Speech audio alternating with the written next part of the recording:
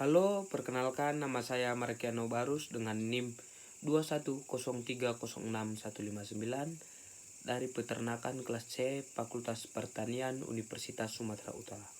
Kali ini saya akan menjelaskan tentang metabolisme air. Air merupakan molekul penyusun utama dari jaringan tubuh makhluk hidup. 50% dari tubuh makhluk hidup adalah air.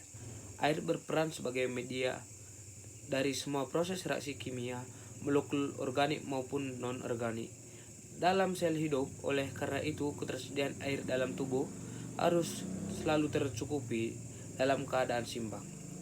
Artinya jumlah air yang keluar harus sama dengan jumlah air yang masuk. Jalur pembuangan air dalam tubuh juga saling berhubungan. Ketika udara panas, air keluar melalui keringat lebih banyak melainkan melalui urin. Sedangkan pada udara dingin lebih banyak keluar melalui urin dibandingkan melalui keringat. Kekurangan air pada ternak, khususnya pada unggas, ketika unggas kehilangan cairan tubuh sebanyak 10% dari seluruh berat tubuhnya, maka tubuh ternak tersebut akan lemah. Dan jika mengalami kekurangan cairan mencapai 20%, maka dapat menyebabkan kematian pada ternak tersebut. Di dalam darah perlu juga adanya keseimbangan asam basa pada air murni pH-nya netral yaitu 7, sedangkan pH netral darah adalah 7,37 sampai 7,45. Maka dari itu mekanisme dalam tubuh harus mampu mempertahankan pH darah dalam rentang normal, yaitu melalui mekanisme kompensasi. Mekanisme kompensasi ini melibatkan larutan wafer, paru-paru, dan ginjal. Alat-alat kompensasi pada tubuh yang pertama, buffer darah. Di dalam darah terdapat sistem mampu mempertahankan pH. Dari ketika terjadi penambah asam atau basa dalam darah, maka larutan tersebut dapat menetralkan terdiri dari H2CO3 atau asam karbonat dan HCO3 atau ion bikarbonat dapat dalam darah berasal dari plasma darah. Plasma darah mengandung asam karbonat dan bikarbonat serta garam natrium yang bertindak sebagai dapar, sedangkan erisitosit mengandung hemoglobin dan heksimoglobin dan garam natrium. Untuk mempertahankan pH darah yaitu tetap normal, maka diperlukan keseimbangan dari kadar asam bikarbonat dan garam bikarbonat yaitu 1/20. Lalu alat kompensasi tubuh yang kedua yaitu sistem respirasi atau sistem pernapasan. Pengaturan keseimbangan pH darah dalam paru-paru terjadi pada proses pernapasan makhluk hidup. Bernapas menghirup oksigen dan mengeluarkan karbon dioksida.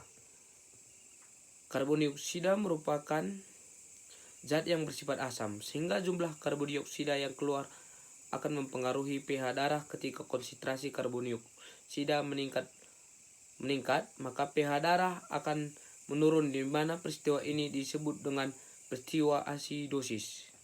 Sedangkan ketika konsentrasi karbon dioksida menurun, maka pH darah akan meningkat, di mana peristiwa ini disebut dengan peristiwa alkalisis.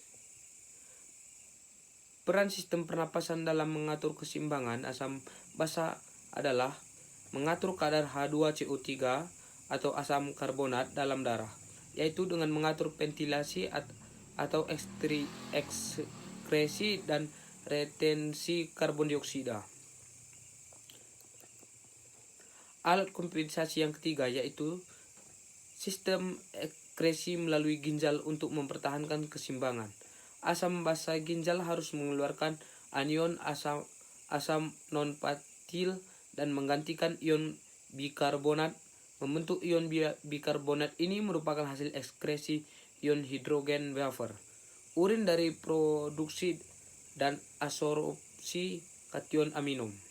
Ginjal mengatur kesetimbangan asam basa melalui absorpsi dan ion hidrogen, di mana dalam proses pengaturan oleh ginjal ini terlibat 3 sistem, yaitu bipersimurkarbonat dan bikarbonat wafer fosfat, dan membentuk aminum, di mana ion hidrogen, karbon dioksida, dan aminum akan diekskresikan ke dalam pneumotubulus, di mana pneumotubulus merupakan tempat utama dari absorpsi bikarbonat dan mengeluarkan asam.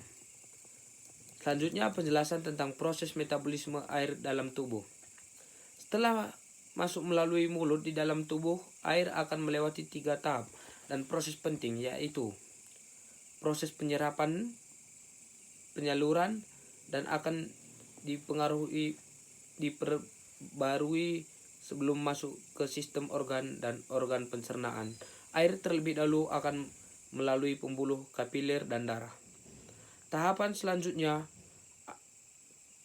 air akan masuk ke dalam sel-sel darah. Air membutuhkan waktu sekitar 5-10 menit untuk masuk ke dalam sel-sel darah. Selanjutnya di dalam sel darah, air akan menyebar sehingga nantinya akan dapat disebarkan ke seluruh tubuh melalui pembuluh darah. Selanjutnya air akan masuk ke dalam jantung dan akan membantu jantung memompa darah di salurkan ke seluruh tubuh sampai air akan masuk ke paru-paru, dan di sini akan terjadi proses pertukaran gas oksigen dan karbon dioksida. Proses selanjutnya akan terjadi di dalam hati.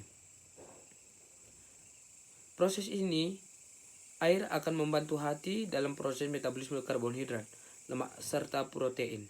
Setelah 10 hari atau lebih, maka air akan diekstraksikan oleh ginjal dan akan keluar dalam bentuk keringat dan urin.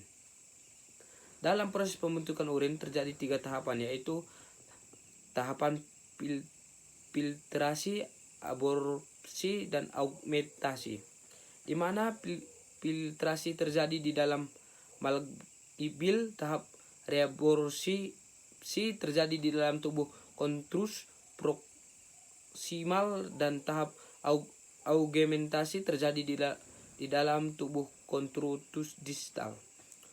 Sumber air bagi tubuh ternak berasal dari air minum yang terkandung dalam makanan, misalnya pakan hijauan yang masih segar, dan air metabolik. Metabolik merupakan air yang bersumber dari metabolisme oleh proses oksidasi makanan. Pada hewan hibernasi air, metabolisme sumber air utamanya dalam tubuhnya. Di sini saya akan menghitung jumlah air metabolik yang dihasilkan dari 100 gram ransum atau makanan. Untuk zat makanan karbohidrat, air terbentuk oleh oksidasi sebanyak 60 rataan nilai. Kalori sebanyak 400 dan air metabolik 100 kilokalori, sebanyak 15,0 untuk zat makanan.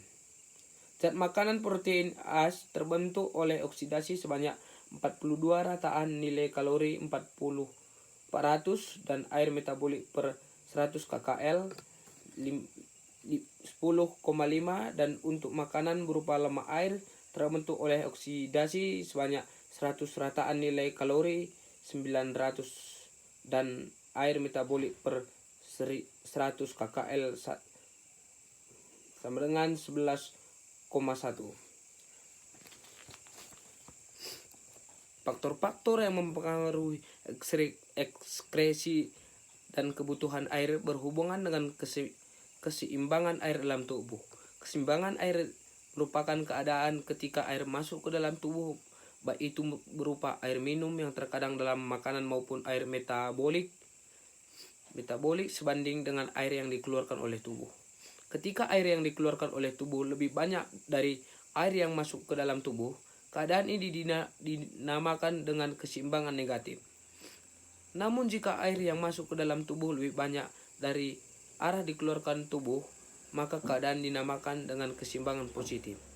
Air yang keluar dapat melalui yang pertama, hilangnya air melalui kulit yang dalam bentuk keringat. Keluarnya keringat dapat membantu mengeluarkan panas tubuh dan mengatur temperatur tubuh.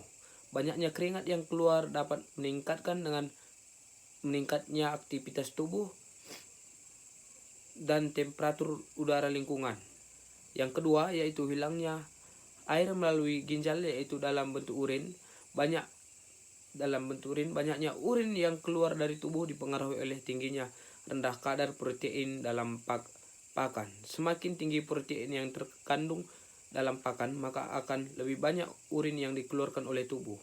Hasil metabolisme dari protein merupakan urea yang merupakan racun bagi tubuh, sehingga dalam prosesnya diperlukan air untuk melancarkannya. Yang ketiga yaitu hilangnya air melalui proses pernapasan, yaitu beruap.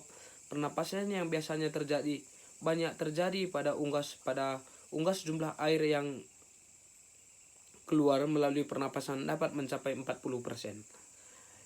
Yang terakhir yaitu hilangnya air dalam proses pencernaan, yaitu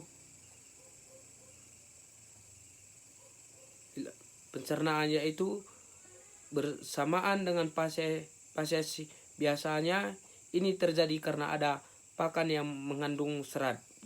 Gimana pakan serat ini mempunyai sifat pencahar yang mengakibatkan banyak air yang keluar bersamaan. Dengan spesies biasanya ini terjadi sering pada sapi. Demikian penjelasan yang dapat saya sampaikan, semoga bermanfaat bagi kita semua. Terima kasih.